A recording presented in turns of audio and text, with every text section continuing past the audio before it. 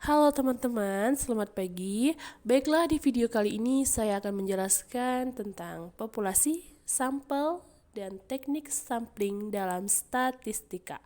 Saya Fadila Ramadhani dengan NIM 52011310005. Populasi merupakan salah satu hal yang esensial dan perlu mendapat perhatian dengan seksama apabila peneliti ingin menyimpulkan suatu hasil yang dapat dipercaya dan tepat guna untuk daerah atau area atau objek penelitiannya. Populasi adalah wilayah generalisasi yang terdiri atas objek atau subjek yang mempunyai kualitas dan karakteristik tertentu yang ditetapkan oleh peneliti untuk dipelajari dan kemudian ditarik kesimpulannya. Jenis-jenis populasi. Yang pertama, populasi dikelompokkan berdasarkan atas jumlah. Dibedakan menjadi dua, yaitu populasi terbatas, yaitu definite, dan populasi tidak terbatas, atau indefinite. Populasi terbatas, yaitu objek penelitian yang dapat dihitung seperti luas, area sawah, jumlah ternak, jumlah murid, dan jumlah mahasiswa. Kemudian populasi tak terbatas. Ini artinya objek penelitian mempunyai jumlah tak terbatas atau sulit dihitung jumlahnya, seperti tinta, air, pasir di pantai, padi di sawah, atau beras di gudang. Yang kedua, populasi berdasarkan atas turunan dari populasi terbatas tetapi dengan ruang lingkup yang lebih dipersempit yang digolongkan menjadi dua, yaitu populasi teoritis.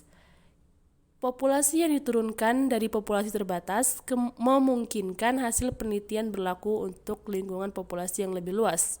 Yang kedua, populasi tersedia, yaitu populasi turunan dari populasi teoritis yang dilakukan penelitian dengan mempertimbangkan jumlah dana, waktu, tenaga yang tersedia dengan memperhatikan karakteristik yang telah ditentukan pada populasi teoritis. Yang ketiga, populasi berdasarkan atas variasi unsur pembentukan sumber data. Terbagi menjadi dua, yaitu populasi bersifat homogen, yaitu populasi di mana sumber datanya yang unsur-unsur pembentuknya memiliki sifat yang sama. Populasi semacam ini banyak dijumpai dalam bidang keilmuan keteknikan. Yang kedua, populasi bersifat heterogen, yaitu populasi yang dimana pembentuk sumber data yang unsur-unsur yang memiliki sifat-sifat atau keadaan yang bervariasi, sehingga perlu ditetapkan lebih lanjut batas-batasnya, baik secara kualitatif maupun secara kuantitatif. Sampel adalah bagian dari populasi yang memiliki sifat-sifat yang sama dari objek yang merupakan sumber data.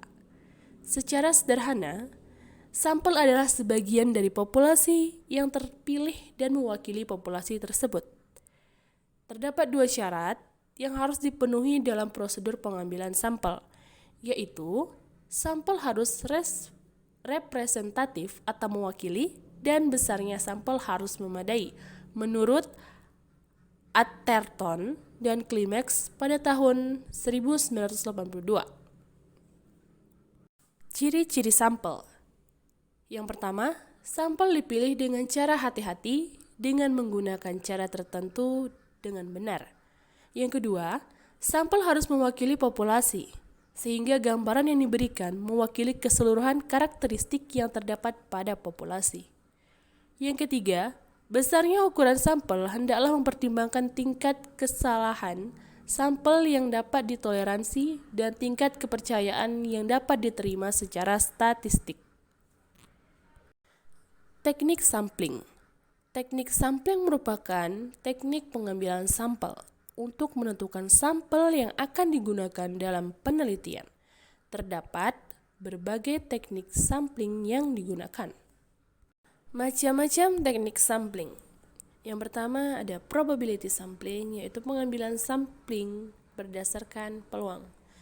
Ini terbagi menjadi 4, yaitu adalah simple random sampling, pengambilan sampel secara acak. Yang kedua, proportionate stratified random sampling, Yang ketiga ada disproportionate stratified random sampling. Yang keempat ada cluster sampling atau area sampling. Yang kedua ada non-probability sampling, yaitu pengambilan sampling tidak berdasarkan peluang. Dibagi menjadi 5, yaitu teknik sistematis. Yang kedua accidental sampling, pengambilan sampel secara kebetulan. Yang ketiga sampling pure pose.